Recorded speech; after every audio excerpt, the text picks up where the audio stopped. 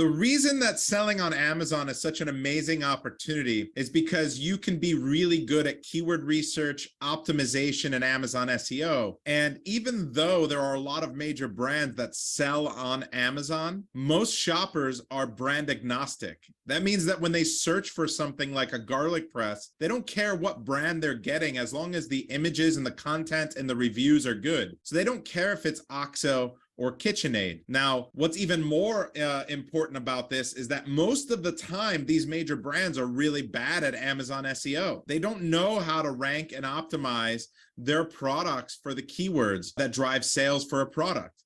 They're mostly just guessing or going off of Google data or letting someone run their account that doesn't know what they're doing. So I want to show you this case study of how someone like KitchenAid, a major brand, and if you know anyone from them, tag them in this video because they can make a lot more money with some minor changes, can do a lot better than they're currently doing. So let's take a look at this case study about the KitchenAid garlic press.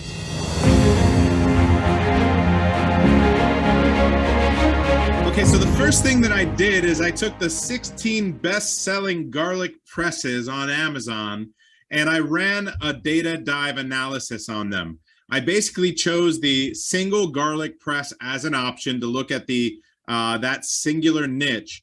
And what we're finding is that out of the 16 competitors that we're looking at, we consider 69% of them or 11 of them to be very strong. Very strong, meaning that they have at least 80% of the search volume that they're ranked on the first page for. That means that this niche is very competitive, probably one I wouldn't enter. It's been used many times in case studies and examples throughout as long as I've been selling on Amazon for the last 6-7 years. So you can imagine that this is a very developed and saturated niche, dominated by some big brands. But I want to show you how even the best sellers can get better. And that's the power of data dive. So let's take a quick look. What we see here is that we have 89 keywords. Now we've cleaned this list up. If you look at the exclusions, we've taken out some brand names here. We've taken out the word peeler because not every garlic press is a peeler. And we've taken out a couple individual keywords that were on the larger side, including just regular mincer. Now garlic mincer is very relevant. We're gonna get into that as well. So what I'm gonna do is I'm gonna hide this competition slide up here to make it easier to read. And then I'm going to hide these non-pinned categories. I don't really need to see these right now.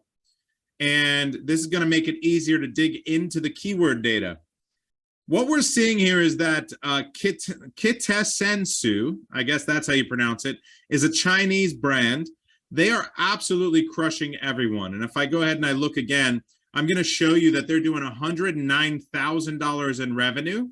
Oxo, one of the biggest brands in the United States for products, is doing $117,000 a month. Both of them are ranked on 98% of the search volume, page 1, right? And what we're seeing here is that Kitesensu is absolutely crushing, along with Oxo, everybody else. We're talking about the number of units that they're selling is 10,000 a month.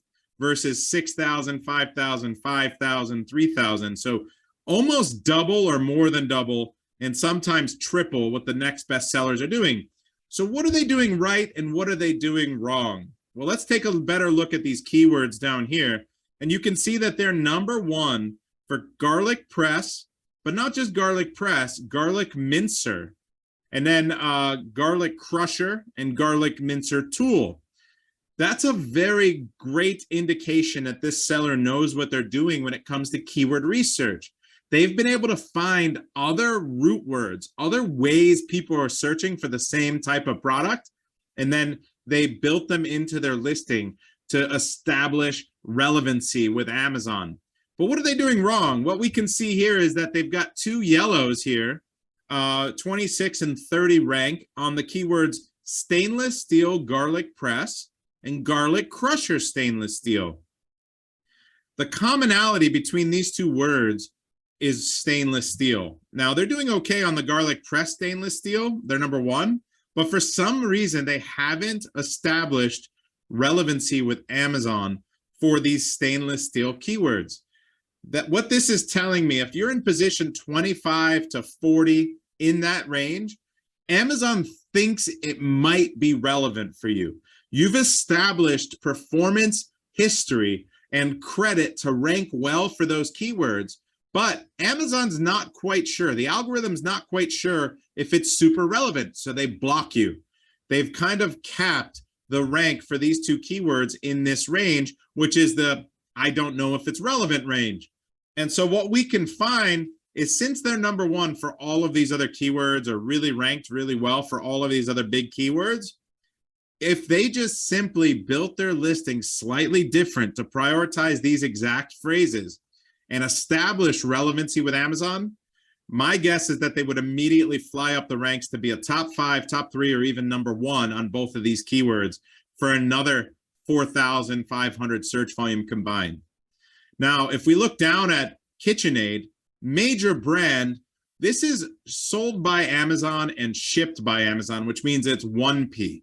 3P is when we sell it ourselves, even if we have Amazon fulfilling it. Now, what we're seeing from KitchenAid is that usually the product manager that manages the account does not do a good job of writing a listing and establishing relevancy and optimizing the listing.